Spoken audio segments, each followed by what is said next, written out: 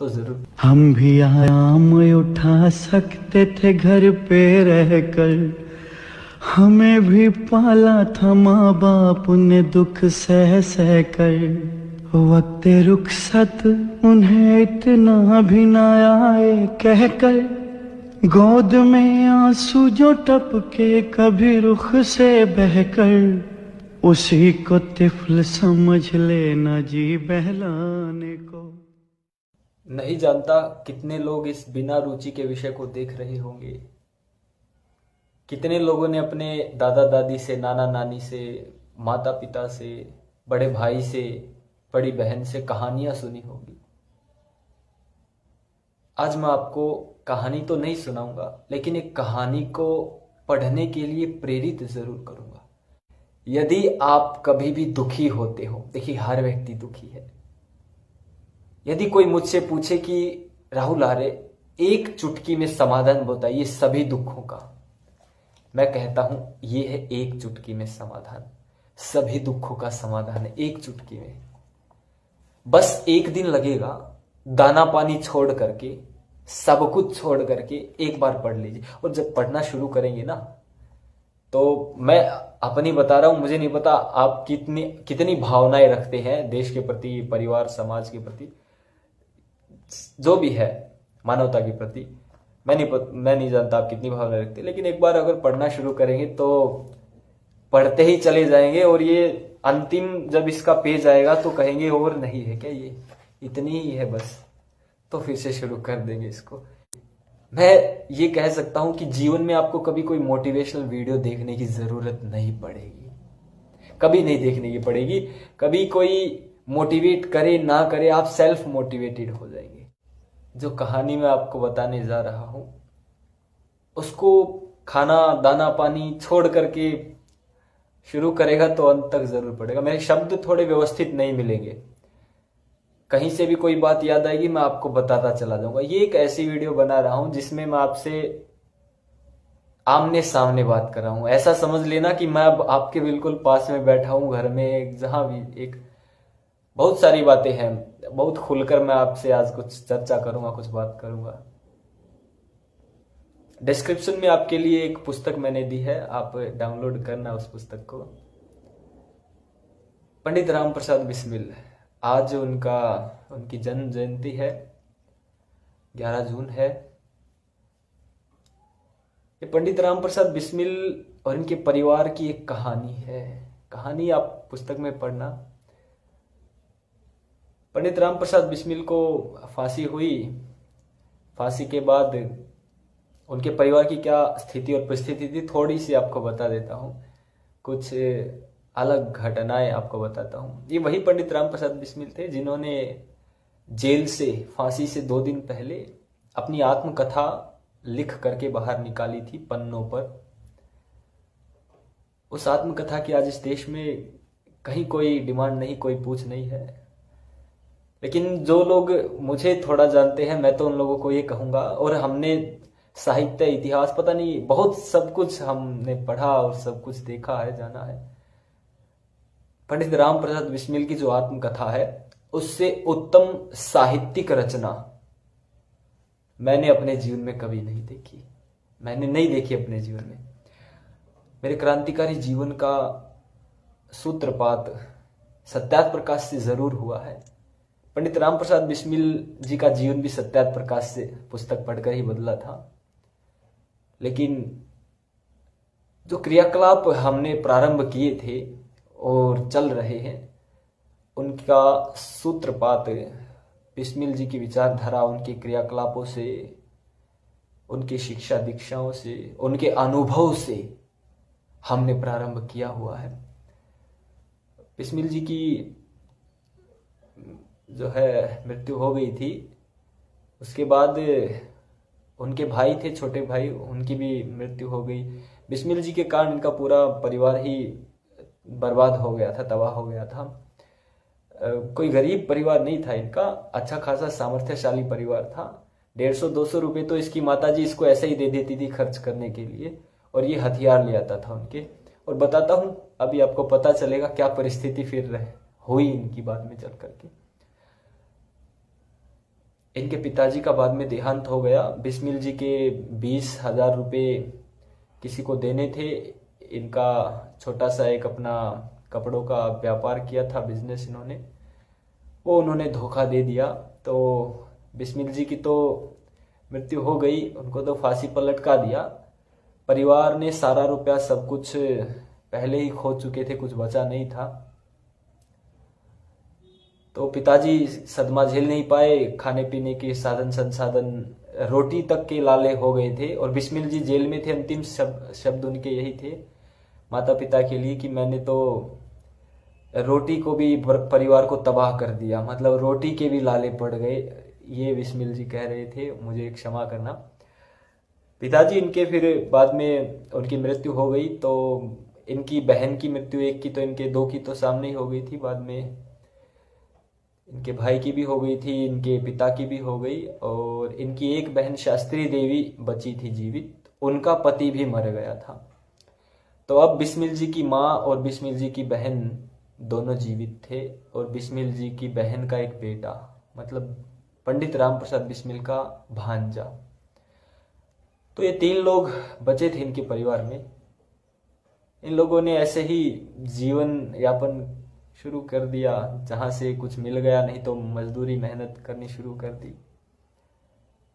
विद्यार्थी जी जब तक जीवित रहे, बाद में वो भी जो है बलिवेदी पर चढ़ गए। तो विद्यार्थी जी ने कुछ सहयोग किया, 15 रुपये मासिक भेजते थे इनको, उसमें गुजर बसर हो जाता था।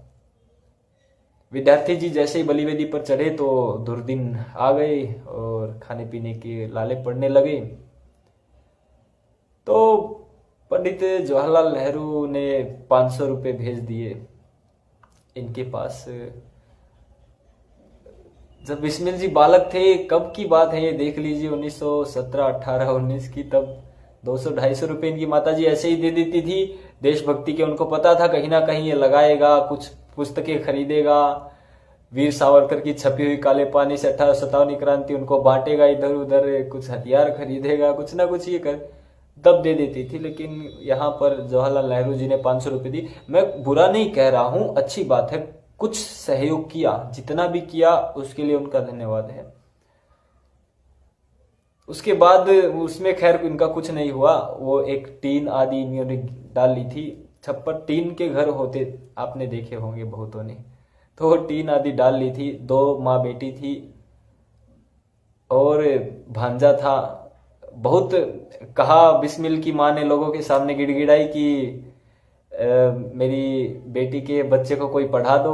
अब कौन सुने गरीब आदमी की, मर गए। और ये बिस्मिल कौन थे, आपको ये पुस्तक जरूर पढ़ना, ये कौन थे आपको पता चलेगा। भगत सिंह, राजगुरु, सुखदेव, चंद्रशेखर आजाद, इनका नाम बड़ा सुना है आप लोगों ने, इनके लीडर थे ये। तो खैर आगे बढ़ते हैं, जैसे जैसे चीजें शुरू हुई। तो 14 साल के बाद विष्णु शर्मा जी जो इनके साथी थे बिस्मिल जी के, वो आजीवन कारावास पे थे। 14 साल बाद वो छूट करके आए। तो उन्होंने देखा बड़े ही दुर्दिन में जीवित थे, जी रहे थे। तो माताजी के पास जो ठंड में ठिठुर रही थी, ओढ़ने पहनने के लिए कपड़े तक नहीं थे। पंडित राम प्रसाद बिस्मिल की माँ के पास उन्होंने अपना कंबल दिया था। फिर वहां पर बाद में बहुत सारे कुछ लोग आए, ऐसे ही चले जाते थे, आते थे चले जाते थे। अब बिस्मिल जी की माँ बड़ी बुजुर्ग थी, उन्होंने कहा मैं तो बूढ़ी हो गई हूँ बेटी, अब क्या करना चाहिए, अनाज भी नहीं है खाने को, तो क्या करे। तो बिस्मिल जी की बहन ने कहा कि माँ जब तक मैं जीवित हूँ आप चिंता मत करो। तो उन्होंने एक डॉक्टर के यहाँ खाना पकाने का काम किया था, क्योंकि बिस्मिल की माँ मजदूरी नहीं कर सकती थी। और बड़ी लोगों से याचना की बिस्मिल की बहन ने कि आज आप एमएलए एमपी बन गए हो, आप नहीं जानते किनके कारण कितने खप गए हैं नौजवान, कितने भाई मरे हैं उनके कारण आज एमएलए एमपी हो। तो मेरा ये काम कर दीजिए, मेरे बेटे को पढ़ा दीजिए। किसी ने साथ नहीं दिया। तो बिस्मिल जी की बहन लिखती हैं कि आज अगर मेरा भाई जीवित होता तो अपने भांजे को बहुत पढ़ाता, बहुत संभालता, ध्यान रखता। इस प्रकार से बिस्मिल जी की बहन कहती है। तो बाद में फिर बिस्मिल की बहन का बेटा बड़ा हुआ तो उसकी शादी भी हो गई थी, लेकिन अब पढ़ नहीं पाया तो इधर उधर की कुसंग में वो रहने लग गया। तो बिस्मिल जी की माँ का देहांत हो गया था। तो बिस्मिल की बहन और इसके बेटे की पत्नी जो इसकी बहू थी, शास्त्री देवी, जो बिस्मिल की बहन थी, ये दोनों औरतें अब क्या सोचे, इन दोनों ने एक बार ये भी सोचा कि चलो गंगा में कूद मरते हैं। तो सोच ही रही थी, तभी चतुर्वेदी ओंकारनाथ पांडे जी इनसे मिलने आए। तो उन्होंने इनकी स्थिति देखी, कहा कि कुछ बताओ कैसी स्थिति है। तो उन्होंने बोला देख लीजिए, 5 सेर अनाज भी घर में नहीं था। 5 सेर अनाज घर में, और किसके घर में? पंडित राम प्रसाद बिस्मिल के घर में। चेकोस्लोवाकिया में एक फूचिक हुए थे, उनकी आत्मकथा छपी थी, वो भारत में भी मिलती है 10-12 भाषाओं में। तो लेकिन पंडित राम प्रसाद बिस्मिल की आत्मकथा एक बार जब छपी थी नई नई तो जब्त हो गई थी ये, तो अंग्रेजों के रहते रहते फिर बाद में 30 साल बाद वो छपी थी। मतलब भारत आज़ाद हो गया उसके भी बहुत साल के बाद दोबारा ये छपी थी। ये आत्मकथा छपने नहीं दी गई थी। तो बिस्मिल जी की बहन ने बताया अनाज भी, ये 5 सेर अनाज भी नहीं है। साड़ी पहने हुई थी, फटी हुई साड़ी थी, बिल्कुल फटी हुई थी वो साड़ी। तो ओंकारनाथ पांडे जी के पास 5 रुपए थे, उन्होंने वो 5 रुपए दे दिए। तब बिस्मिल जी की बहन को 5 रुपए में उन्होंने एक तो साड़ी ली थी, 4 रुपए में एक साड़ी ले ली थी, धोती ली थी, साड़ी नहीं ली थी, क्षमा करे। 1 रुपया खर्च कर दिया था ऐसे ही, जो भी एक टाइम खाना मिल जाता था वो बहुत बड़ी बात थी इनके लिए। बाद में गुरुकुल झज्जर में स्वामी ओमानंद जी ने बुलाया था शास्त्री देवी को, और फिर कुछ सहयोग किया था उनका। ये कुछ और बहुत सारी बातें हैं जानने के लिए। ये आत्मकथा है, ये पंडित राम प्रसाद बिस्मिल की आत्मकथा है। आपसे प्रार्थना है कि ये पुस्तक अपना दाना पानी छोड़कर पढ़ना शुरू करें। यदि आपने कभी किसी से धोखा खाया है तो ये पुस्तक जरूर पढ़ें। यदि आप कभी बीमार हुए हैं तो ये पुस्तक जरूर पढ़ें। यदि आपका परिवार में, आस पड़ोस में कभी किसी से मन मुटाव हुआ है तो जरूर पढ़े पुस्तक। शारीरिक बल या मानसिक बल यदि कभी कम हुआ हो, कभी कमजोर पड़े हो तो जरूर। हम भी आराम उठा सकते थे घर पे रहकर, हमें भी पाला था माँ बाप ने दुख सह सह कर। वक्त रुखसत उन्हें इतना भी ना आए कहकर, गोद में आंसू जो टपके कभी रुख से बहकर, उसी को तिफल समझ लेना जी बहलाने को।